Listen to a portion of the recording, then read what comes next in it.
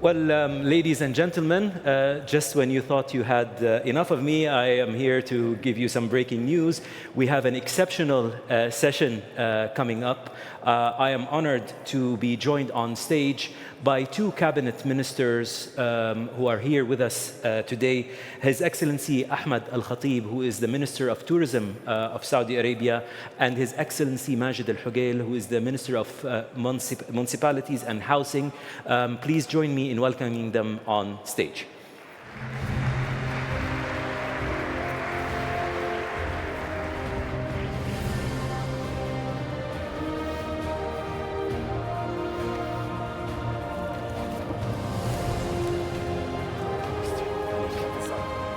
This seat, Faisal. Huh? I'm here. The last one. There? Yeah. Oh, sir.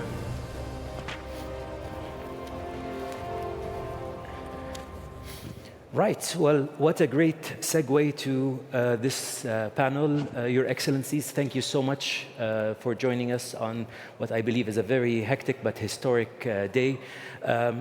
Minister Al-Khatib, allow me to start with you straight on. When people perhaps around the world think of Saudi industries or Saudi Arabia from a business perspective, perhaps the first thing that comes to mind is oil, mining, manufacturing, perhaps not tourism. Yet, looking at the latest Vision 2030 annual report, it is remarkable that your ministry, the tourism sector, has overachieved. So the target for 2030 was 100 million visitors. You managed to achieve that about a year and a half ago. Tell us more a little bit about the tourism industry. Thank you, Faisal. Assalamu alaikum wa rahmatullahi wa barakatuh. Good afternoon. We welcome you to the beautiful Riyadh, and I thank you for having me today. We will try in this very short time to cover a sector. If we go back to pre-Vision 2030, let's say 2015, we were heavily dependent on oil, and oil used to represent about 85 to 90% of the government revenue. It is about 55 today. And the whole idea is to diversify the Saudi economy through unlocking the other potentials like tourism, sport, culture, and many other sectors. I was mandated to unlock the tourism sector, a service sector, sectors that represent about 10% of the global GDP and about 10% of the global workforce, or about 330 million to 340 million people work in this sector globally. And therefore, we were at about 12% unemployment level. Today, we're about 7%. But we need a sector that creates jobs, i.e. tourism. And we need a sector that can contribute to the government economy, the GDP. Back in 2019, when we started the opening up our border for international visitors, tourism sector used to represent about 3% of the economy or of the GDP. Today, we're at about 5%, and our target is to reach to 10% by 2030. And therefore, when I was first time asked to handle this file, I love to travel. I used to be always in the other side of the table. I used to travel to the US, to Europe, to everywhere. And I used to complain from some services. And now when I am in charge, I felt the heat that I have to really create a sector, create a service that will satisfy the different travelers or different segments. People who are coming for business, like you, or people who are coming for leisure and entertainment, or in our country, people who are coming for religious reasons to visit the two holy cities. The first thing I did, we opened our border through launching the most accessible and the easiest electronic visa to about 50 countries. Today we reach to about 65 countries whom can apply for a visa to visit Saudi Arabia, and they will get the visa in no time, in 2, 3, 4, 5 minutes maximum. And then we started to look at the treasures that we have in the country. Before Vision 2030, we were known as an oil-based country, a lot of desert, hot weather, a lot of camels, and so on and so forth. And we started changing the perception of the people all around the world by introducing the green mountains in the south of Saudi Arabia and the beautiful weather in the summer, the Red Sea treasures and islands, which you heard about from John Bigano, the session or the panel before this panel, and the culture and the sport, and more important are the people. We have great, vibrant, well-educated young Saudis who are there to serve our guests whenever they come to our beautiful country. And therefore, my mandate wasn't difficult. We started putting together the strategy and reforming the sector.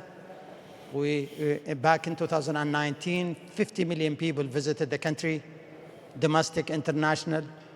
Last year, we reached to 115 domestic, international.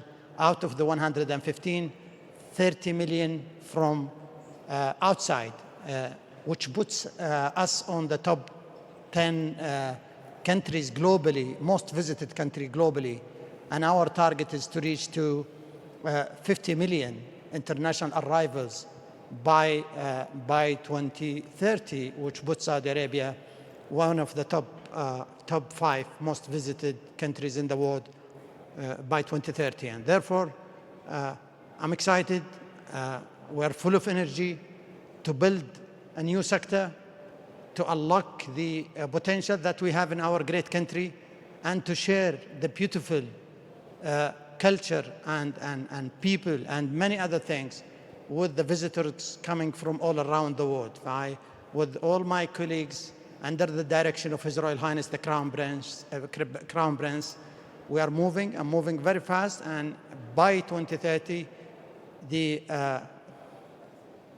tourism sector will be next to the oil and as the highest contributor to our economy. Wow, I mean, that is a headline. By 2030, tourism will be as big as oil for Saudi Arabia. What an ambition.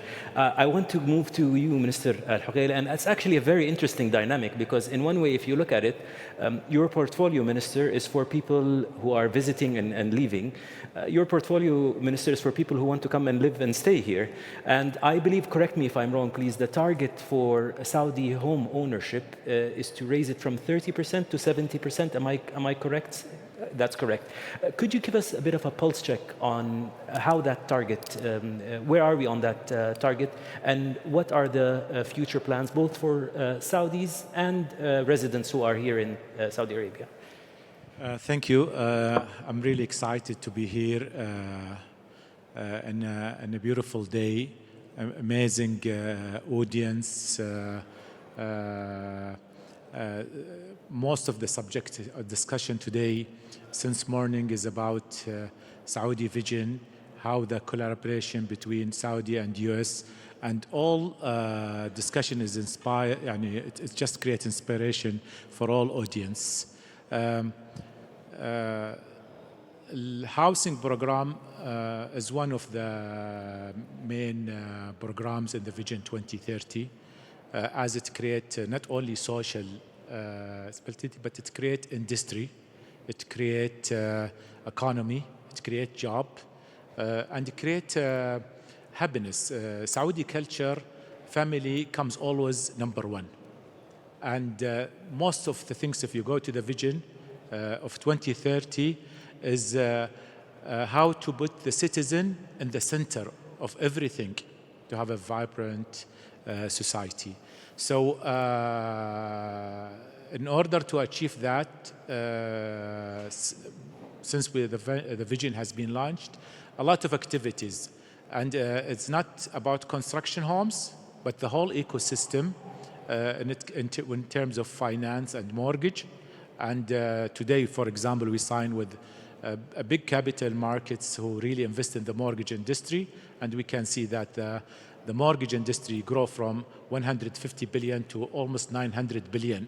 And that shows how the private-public partnership is a main driver of everything in the Vision 2030.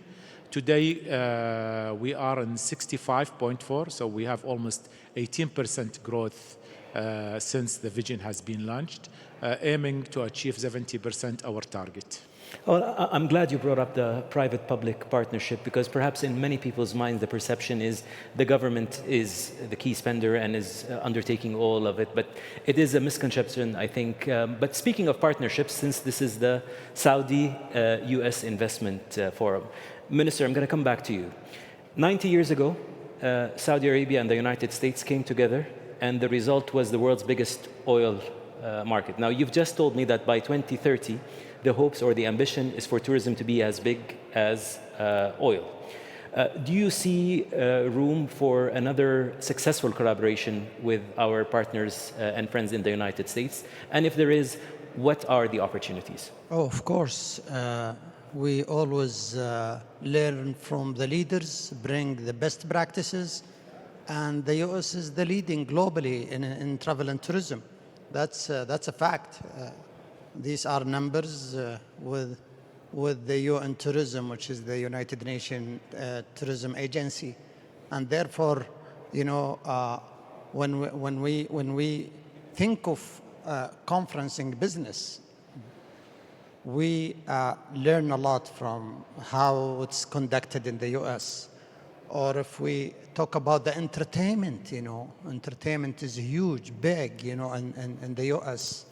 And with connectivity, airlines, airports, you know, name it. And therefore, we're going through massive transformation, starting from building and launching new airlines like Riyadh Airlines, or expanding our current airlines like the Saudi and other carriers.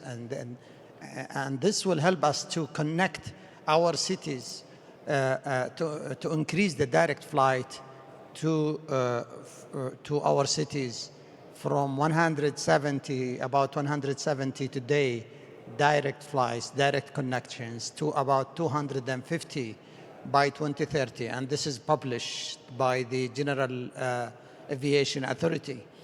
And we are building new airports, NEOM Airport, Red Sea Global Airport, Ahasa Airport, and the Giga, huge King Salman International Airport here in Riyadh with about 120 million passengers capacity.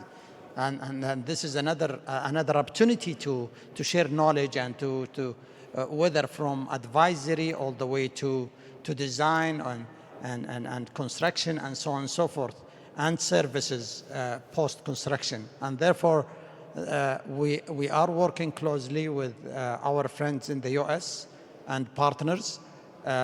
We are sending the young Saudis to get the best education in the US and to get the best vocational training.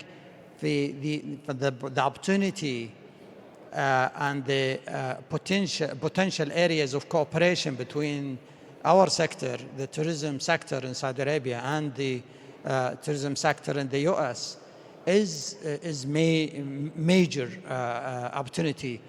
And also, from a different angle, this sector, travel and tourism, Faisal, is managed and led by the private sector. And in the US, it is the best example where the private sector is the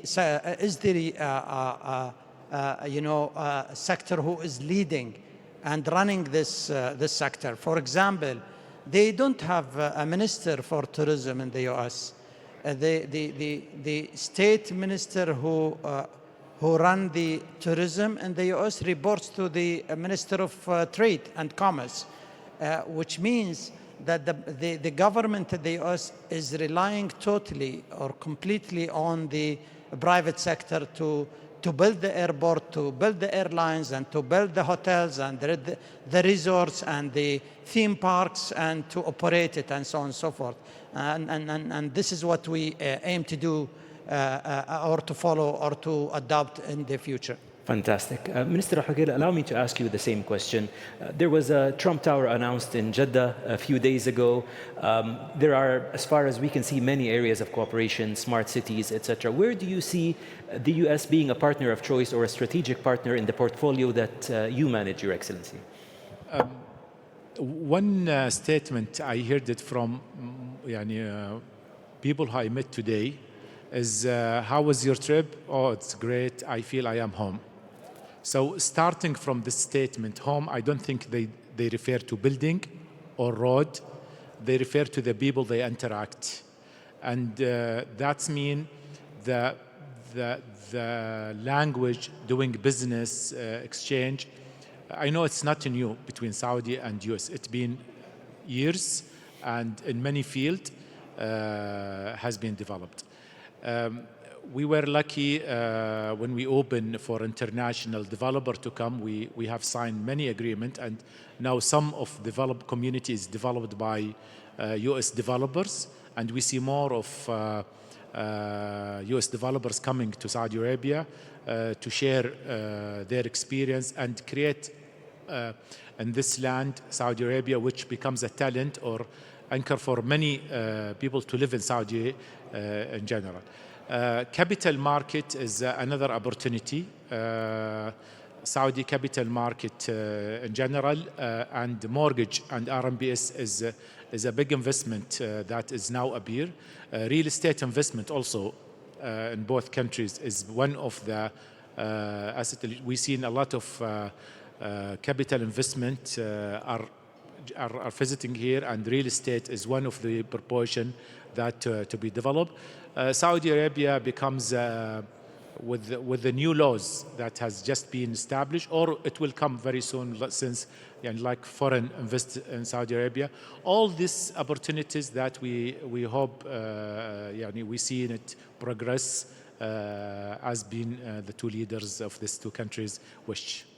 What an optimistic way to end this very short panel. Ministers, thank you so much. We know how busy your schedules are, especially on a day like this.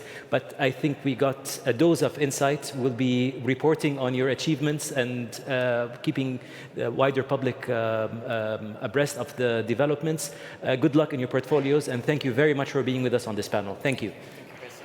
شكرا. عليك. شكرا.